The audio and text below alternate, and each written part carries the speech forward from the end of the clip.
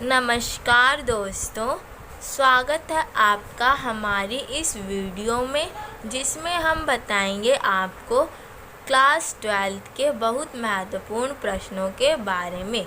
तो आज का हमारा विषय है क्लास 12 पॉलिटिकल साइंस चैप्टर 8 भारतीय राजनीति प्रवृत्तियाँ और विकास। हम इस पाठ के आज कुछ महत्वपूर्ण प्रश्नों के बारे में चर्चा करेंगे। तो हम अपनी इस वीडियो को शुरुआत करते हैं आज के सुविचार के साथ। तो आज का हमारा सुविचार है, सफलता का दरवाज़ा हमेशा खुला रहता है, यह तो आप पर निर्भर करता है कि आप उसे पार कर पाते हैं अथवा नहीं। तो यह आज का हमारा सुविचार। तो अब चलते हैं अपनी इस वीडियो को शुरू करते हैं। So let's go guys. तो हमारा आज का पहला प्रश्न है कि गठबंधन सरकार से आप क्या समझते हैं? भारत में गठबंधन सरकार का दौर कब से प्रारंभ हुआ? इस प्रश्न में हमें गठबंधन सरकार की विशेषता तथा भारत में गठबंधन सरकार का दौर कब से प्रारंभ हुआ बताना है। गठबंधन सरकार का वह रूप है जिसमें विभिन्न राजनीतिक दलों द्वारा मिलकर सरकार बनाने में सहयोग किया जाता है। गठबंधन सरकार बनाने की स्थिति देश में तब उत्पन्न होती है जब किसी भी पार्टी को पूर्ण बहुमत प्राप्त नहीं होता है। तो यह थी हमारी गठबंधन सरकार की परिभाषा। और भारत में गठबंधन सरकार का दौर 1989 से शुरू हुआ है। वैसे तो केंद्र में गठबंधन सरकार का दौर 1989 से शुरू हुआ, लेकिन भारत में 1967 में भी पहली गठबंधन सरकार का गठन किया गया था। तो यह बहुत महत्वपूर्ण प्रश्न है और परीक्षा में 2 अंक में पूछा जा सकता है और ये कई बार परीक्षा में पूछा भी जा चुका है। तो आप इस प्रश्न की अच्छे से तैयारी कर सकते हैं। अब हम चलते हैं अपने दूसरे प्रश्न की ओर। तो हमारा दूसरा प्रश्न यह है कि हमारा दूसरा प्रश्न, गठबंधन सरकार के गुण तथा दोष बताइए। इस प्रश्न में हमें गठबंधन सरकार के गुण और दोष दोनों का वर्णन करना है। तो गठबंधन सरकार एक तरह से देश के लिए अच्छी भी होती है और बुरी भी। तो अच्छाइयों में इसके गुण और बुराइयों में दोष होते हैं।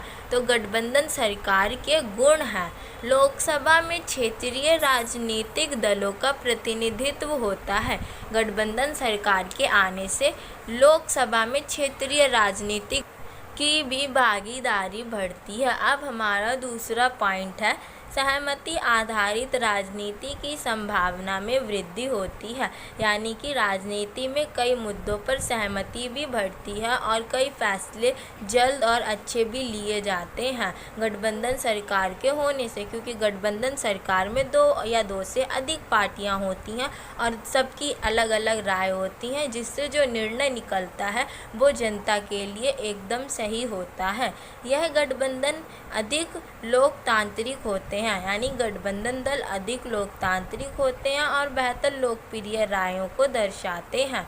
गठबंधन से सरकारी नीतियां और लचीली हो जाती हैं तथा जांच के साथ सुधारों का भी अधिक संभावना रहती है। यानी गठबंधन सरकार में जांच और सुधार दोनों की संभावना अधिक रहती है और इनके निर्णय भी बहुत लचीले होते हैं और जनता के पक्ष में ही अधिकतर निर्णय लिए जाते हैं।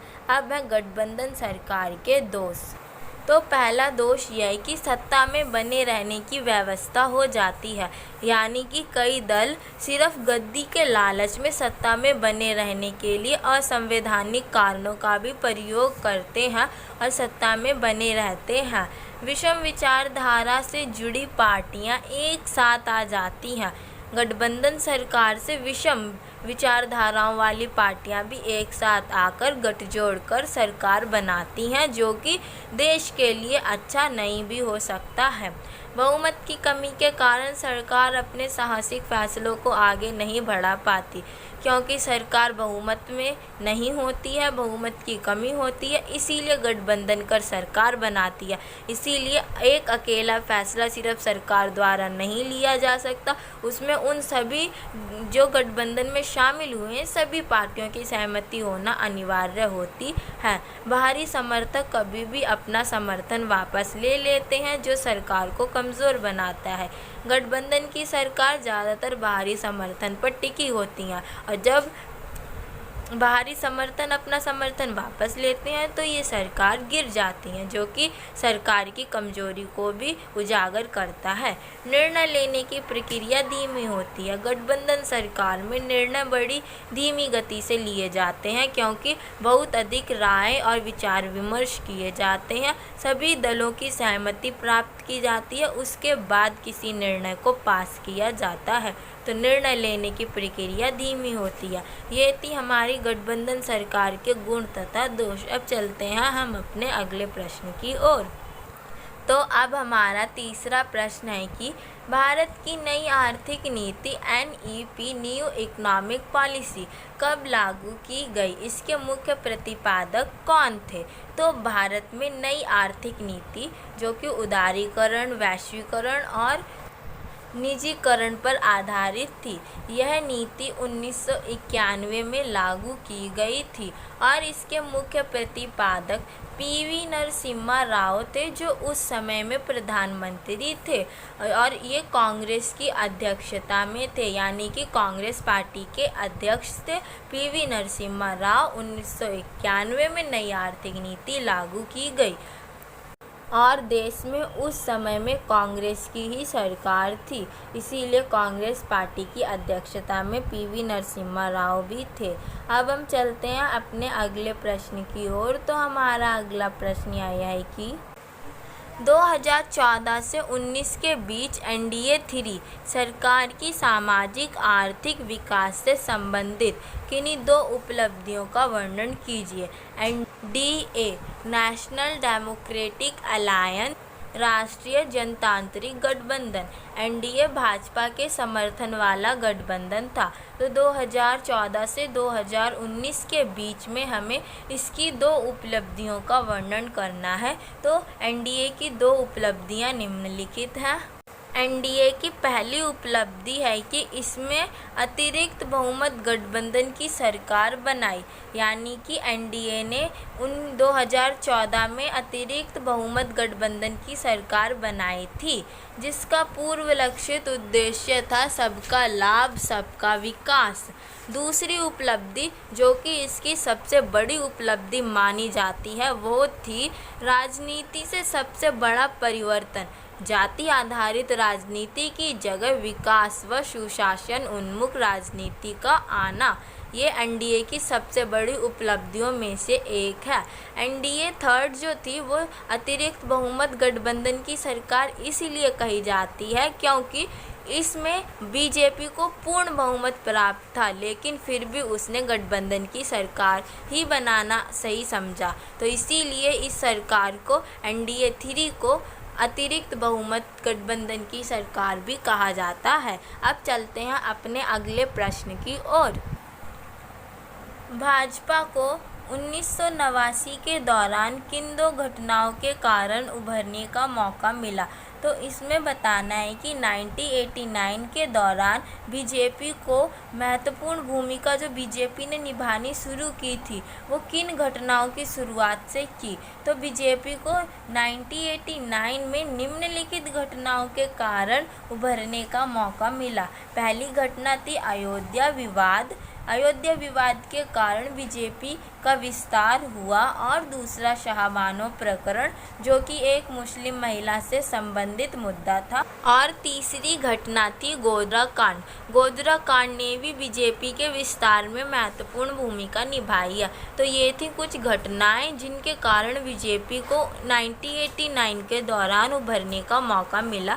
अब चलते हैं हम अपने अगले प्रश्न की ओर। तो हमारा अगला प्रश्न है कि मंडल आयोग की सिफारिशें किस सरकार द्वारा लागू की गई थी। तो हमें इस प्रश्न में बताना है कि मंडल आयोग की सिफारिशों को किस सरकार ने और कब लागू किया। तो मंडल आयोग की सिफारिशों को 1990 के दशक में कांग्रेस की सरकार के द्वारा लागू किया गया और इस आयोग की सिफारिशों को लागू करने वाले व्यक्ति का नाम था पीवी नरसिम्हा राव, जिन्होंने उस समय देश के प्रधानमंत्री का पद संभाल रखा था। यानी कि जब मंडल आयोग की सिफारिशें लागू की गई थी तो पीवी नरसिम्हा राव देश के प्रधानमंत्री थे और उन्होंने ही मंडल आयोग की सिफारिशों को लागू किया था। और जो पीवी नरसिम्हा राव की सरकार थी वो आई भी इसी शर्त पे ही थी कि वे मंडल आयोग की सिफारिशों को पूरे देश में लागू करेंगे। तो अब देखते हैं अपना 7वां प्रश्न। तो हमारा 7वां प्रश्न है कि 1990 का दशक किस प्रकार बदलाव का दशक था। यानी भारतीय राजनीति में 1990 के दशक में क्या क्या बदलाव आए। तो 1990 का दशक भारतीय राजनीति के लिए परिवर्तनों एवं बदलाव का दशक था, क्योंकि इस दशक में भारतीय राजनीति में कई परिवर्तन, कई बदलाव आए थे। जैसे पहला बदलाव था कि कांग्रेस प्रणाली की समाप्ति हो गई थी और 1989 से बहुदलीय प्रणाली का उदय हुआ और गठबंधन सरकार के दौर का प्रारंभ हुआ था तथा प्रांतीय और क्षेत्रीय दलों की भागीदारी राजनीति में बढ़ी थी और सरकार की राजनीति का जाति, पंथ तथा विचारधारा से विकास व विश्वास की ओर स्थानांतरण हुआ था। यानी कि सरकार ने अब जाति, पंथ और विचारधाराओं को विशेष महत्व न देते हुए विकास, विश्वास व सुशासन पर विशेष महत्व दिया था। तो ये थे 1990 के कुछ महत्वपूर्ण बदलाव। अब चलते हैं अपने अगले प्रश्न की ओर। तो हमारा 8वां प्रश्न यह है कि सरकारी नौकरियों में अन्य पिछड़ा वर्ग को आरक्षण देने के मुद्दे पर बहस का क्या असर हुआ।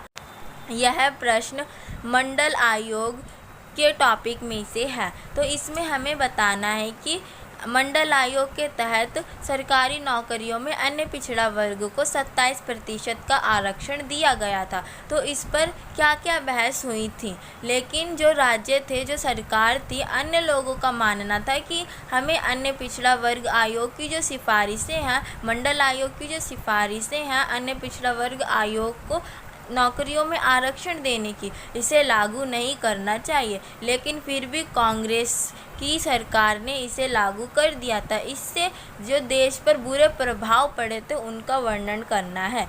तो इस प्रश्न के उत्तर में हम लिखेंगे कि अन्य पिछड़ा वर्ग को आरक्षण देने के मुद्दे पर भारतीय राजनीति में बहुत बहस हुई, परंतु 1990 में इस मुद्दे को लागू कर दिया गया, जिसका भारत के विभिन्न राज्यों पर बहुत बुरा प्रभाव पड़ा। पहला, उत्तर प्रदेश के राज्य तथा भारत के उत्तरी राज्यों में छात्रों द्वारा कई आंदोलन और हड़तालें की गईं और छात्रों ने आत्मदाह भी कर लिया। कई छात्रों ने कई राज्यों में आत्मदाह भी कर लिया था और उन्होंने सरकारी नौकरियों, इमारतों और सरकारी परिसंपत्तियों को हानि पहुंचाना, ये सब भी इसके बहस के ही पक्ष में शामिल था। यानी कि लोग नहीं चाहते थे, जो सामान्य वर्ग के लोग थे वे नहीं चाहते थे कि अन्य पिछड़ा वर्ग आयोग के लोगों को सरकारी नौकरियों में इतना आरक्षण दिया जाए। वे उनका मानना था कि उन्हीं लोगों को सरकारी नौकरियां दी जानी चाहिए जो इस चीज़ की योग्यता रखते हैं, अथवा और किसी को इतना आरक्षण देंगे तो हमारी नौकरियों का क्या होगा, हम कहाँ जाएंगे। तो ये थी कुछ बहस के पक्ष जो कि मंडल आयोग के तहत सामने आए थे। अब चलते हैं हम अपने दूसरे प्रश्न की ओर। तो हमारा अगला प्रश्न यह है कि राष्ट्रीय मोर्चा में मुख्य घटक दल कौन सा था और इस गठबंधन का मुख्य चुनावी मुद्दा क्या था। राष्ट्रीय मोर्चा यानी नेशनल फ्रंट। तो नेशनल फ्रंट में जो मुख्य घटक दल था वो कौन सा था और इस दल की जो मुख्य चुनावी मुद्दा था, जिस मुद्दे से यह सत्ता में आया था, वो क्या था। तो इस प्रश्न के उत्तर में हम यह लिखेंगे कि राष्ट्रीय मोर्चा में मुख्य घटक दल जनता दल था तथा इसका राजनीतिक मुद्दा था बोफोर्स मुद्दा। बोफोर्स मुद्दा यह मुद्दा 1986 में स्वीडन से हथियारों की गैर संवैधानिक व गैर कानूनी तरीके से सप्लाई पर आधारित था, जिसमें राजीव गांधी को इस मुद्दे के तहत यानी कि इस गैर कानूनी कार्य में पकड़ा गया था कि राजीव गांधी इस गैर कानूनी कार्य में शामिल थे। यही मुद्दा जो राष्ट्रीय जनता दल थी उसने अपनी राजनीति का एक जरिया बनाया और वह सत्ता में आई। अब हम चलते हैं अपने अगले प्रश्न की ओर। आशा करते हैं कि आपको इस प्रश्न का उत्तर समझ में आ गया होगा। तो अब हमारा अगला प्रश्न यह है कि मंडल मुद्दा क्या था। मंडल मुद्दे की किन्हीं दो सिफारिशों का वर्णन कीजिए। तो हमें बताने हैं कि मंडल मुद्दा क्या था।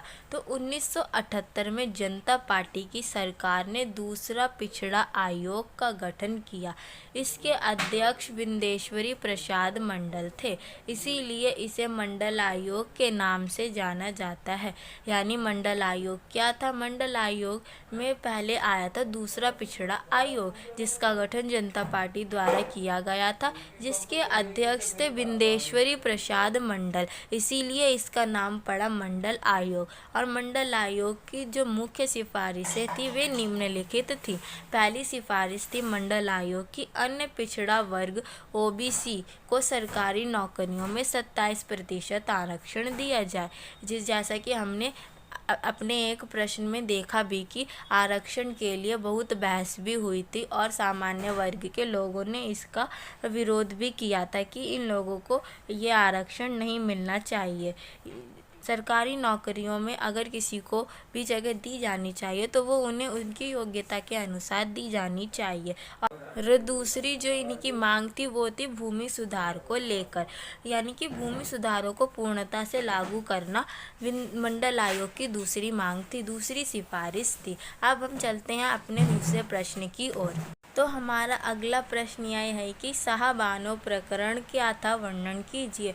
अब हमें शाहबानो प्रकरण का संक्षिप्त में वर्णन करना है। शाहबानो प्रकरण वही प्रकरण था, वही एक मुद्दा था जिसको जनता दल ने अपना एक मुद्दा बनाकर, राजनीतिक मुद्दा बनाकर सत्ता में आई थी। तो शाहबानो एक मुस्लिम महिला थी जिसने अपने पति से तलाक होने पर, उसके पति से तलाक हो गया था, तो उसने उससे गुजारा भत्ता हासिल करने हेतु उन्हें गुजारे भत्ते की मांग की थी, लेकिन उसके पति ने इस चीज़ से इनकार कर दिया था। तो उसने अदालत में अर्जी डाली तथा सर्वोच्च न्यायालय ने उसके हक में फैसला दिया। सरकार ने एक अधिनियम द्वारा इस फैसले को निरस्त कर दिया। अनुच्छेद 44, जिस पर भी कई बार प्रश्न आता है, समान नागरिक संहिता, यह भी शाहबानो प्रकरण से ही संबंधित एक पॉइंट है। तो ये था शाहबानो प्रकरण जिसकी हमने संक्षिप्त टिप्पणी दी। अब हम चलते हैं अपने अगले प्रश्न की ओर। तो हमारा अगला प्रश्न है कि तो हमारा 14वां प्रश्न यह है कि 3 तलाक पर वर्तमान में मोदी सरकार द्वारा लाया गया विधेयक समान नागरिक संहिता की ओर एक कदम है, स्पष्ट करें। यानी कि 3 तलाक का जो नियम मोदी जी लाए हैं कि 3 तलाक के नियम पर उन्होंने क्या कदम उठाया है, इस प्रश्न में हमें बताना है। और उनका ये उठाया गया कदम समान नागरिक संहिता की ओर एक कदम है, स्पष्ट करना है। तो भारतीय संविधान में सभी नागरिकों को समान अधिकार दिया गया है। तो नरेंद्र मोदी ने भी 3 तलाक की समाप्ति कर दी ताकि तलाक की प्रक्रिया को, मुस्लिम समाज में तलाक की प्रक्रिया को जटिल बनाया है। मुस्लिम महिलाओं को समानता दिलाने की दिशा में उठाया गया कदम है, यानी कि 3 तलाक की समाप्ति, जिससे कि मुस्लिम समाज में जो तलाक की प्रक्रिया है वह कठिन हो गई है। इससे मुस्लिम महिलाओं की समानता और उनके सम्मान के हित में उठाया गया एक कदम है जो नरेंद्र मोदी द्वारा किया गया है। अब हम चलते हैं अपने अगले प्रश्न की ओर। तो हमारा अगला प्रश्न यह है कि 2014 में चुनाव में भाजपा की जीत से गठबंधन सरकारों का अंत हो गया। इस कथन के पक्ष और विपक्ष में तीन तीन तर्क दीजिए। तो हमें 2014 में गठित हुई सरकार के बारे में बताना है तथा बताना है कि कैसे गठबंधन सरकार का अंत हो गया इस सरकार के आ जाने से, और हमें इसके पक्ष तथा विपक्ष में तीन तीन तर्क देते हुए इसे स्पष्ट करना है। तो देखते हैं अपने इस प्रश्न का उत्तर। 2014 में आई भाजपा की सरकार पूर्ण बहुमत प्राप्त सरकार थी। इसने 1989 से प्रारंभ हुए गठबंधन के दौर को अपनी सरकार को लाकर समाप्त कर दिया, क्योंकि भारतीय राजनीति में बहुत लंबे समय से बस गठबंधन का दौर ही चले जा रहा था। तो 2014 में भाजपा की इस सरकार ने पूर्ण बहुमत प्राप्त कर गठबंधन के दौर को समाप्त किया। इसके पक्ष में तीन तर्क निम्नलिखित हैं। तो 2014 के चुनाव में भाजपा की जीत से गठबंधन सरकारों का अंत हो गया। तो इस कथन से इसके पक्ष में तर्क हैं, क्या कहते हैं कि 1989 के बाद पहली बार केंद्र में किसी दल को पूर्ण बहुमत प्राप्त हुआ था और वो थी बीजेपी दल। तो इसे 1989 के बाद पहली बार, यानी कि कई साल बाद भारतीय राजनीति में पहली बार किसी दल को पूर्ण बहुमत प्राप्त हुआ और अधिकतर क्षेत्रीय दलों की शक्ति की कीमत पर इसको पूर्ण बहुमत प्राप्त हुआ था। और इसकी सरकार के आ जाने से राष्ट्रीय दल और यूपीए सहित कई गठबंधन दलों का सफाया हो गया। और इसके विपक्ष में जो तर्क है वो भी निम्नलिखित है। इसके विपक्ष में तर्क है, पूर्ण बहुमत प्राप्त कर लेने के बाद भी भाजपा का एनडीए के साथ गठबंधन करना, ये इसके विपक्ष में एक तर्क है। दूसरा क्या कहते हैं, तीन क्षेत्रीय दलों जैसे तृणमूल कांग्रेस, बीजू जनता दल और अन्ना द्रमुक का अपने अपने राज्यों में पूर्ण वर्चस्व का कायम होना भी 2014 में गठित बीजेपी के गठबंधन के दौर की समाप्ति का एक विपक्ष के रूप में एक तर्क प्रस्तुत करता है। तो हमारे इस प्रश्न का उत्तर हमने 3 स्टेप्स में दे लिया, यानी कि इस प्रश्न का उत्तर पूरा हो गया। अब चलते हैं हम अपने अगले प्रश्न की ओर। तो हमारा अगला प्रश्न यह है कि हमारे देश में जिन महत्वपूर्ण मुद्दों पर विभिन्न राजनीतिक दलों के बीच व्यापक सहमति है उनका वर्णन कीजिए। यानी कि हमें बताना है कि इतने प्रतिद्वंद्विता के बाद भी किन किन मुद्दों पर सभी राजनीतिक दलों की व्यापक सहमति प्राप्त है। तो हमें उन मुद्दों का वर्णन करना है। तो 1990 के बाद बढ़ती प्रतिद्वंद्विता के बाद भी राजनीतिक दलों में कुछ मुद्दों को लेकर आपसी सहमति थी, जैसे फर्स्ट नई आर्थिक नीति NEP न्यू इकोनॉमिक पॉलिसी पर सभी राजनीतिक दल प्राय सहमत थे। दूसरा, पिछड़ी जातियों की राजनीतिक और सामाजिक दावों की स्वीकृति, जैसे मंडल आयोग का मुद्दा, मंडल आयोग के मुद्दे में जिसमें OBC को 27% आरक्षण दिया जाना था, प्राय सभी दलों की सहमति थी, लेकिन जनता को यह पसंद नहीं था, इसीलिए इस पर कई बहस हुई थी। अब हमारा तीसरा पॉइंट यह है कि देश के शासन में प्रांतीय दलों की बढ़ती भूमिका स्वीकृति, यानी कि जो छोटे दलों का उदय हो रहा था उस पर भी प्राय सभी राजनीतिक दलों की सहमति थी। और विचारधाराओं के आधार पर कार्यसिद्धि पर जोर, इस पर भी सभी राजनीतिक दल सहमत थे कि हमें विचारधारा पर नहीं बल्कि कार्यसिद्धि की ओर ध्यान देकर फिर अपनी राजनीति में किसी भी शासक दल का चुनाव करना चाहिए। और हमारा पांचवा पॉइंट यह है कि जाति, धर्म और विचारधाराओं से ऊपर उठकर विकास और विश्वास तथा सुशासन की राजनीति की शुरुआत की गई, और इस पर भी सभी राजनीतिक दलों की सहमति रही है। तो ये थे हमारे 1990 के बाद बढ़ती प्रतिद्वंद्विता के बावजूद भी जिन जिन मुद्दों पर सभी राजनीतिक दल सहमत थे वह पॉइंट। अब हम चलते हैं अपने अगले प्रश्न की ओर। तो हमारा अगला प्रश्न यह है कि 1990 के दशक में भारतीय राजनीति में आए प्रमुख बदलावों का वर्णन कीजिए।